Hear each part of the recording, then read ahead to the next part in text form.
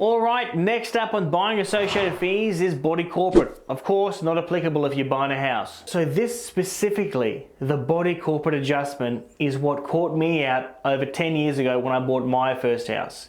This is a lot of things that bankers and brokers don't tell their customers about. And that's why I'm glad you're watching this video, because you're not going to get stuck on this one. Body corporate adjustments. Now, this will be probably about $750, but it could be way more or way less, depends on what you buy. For example, if you buy a property in a high rise with 3 elevators, pool, resort style facilities, you can expect to pay more body corporate. Whereas if you bought a property in one of those old 6-packs with no lifts, walk upstairs, low maintenance, that would be really cheap because it doesn't cost much to maintain the property. So guys, I want to explain to you what admin fund and sinking fund is, because there's two things to body corporate fees. So for example, if I was to just look at this, even this building over here, they would have an admin fund and a sinking fund.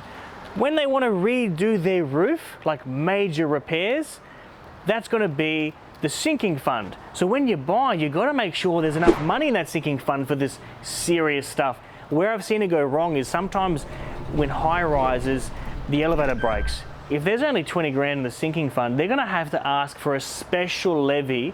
And all the people who live there, if it's 100 grand to do the job and there is 100 units, everyone's going to pay an extra $1,000.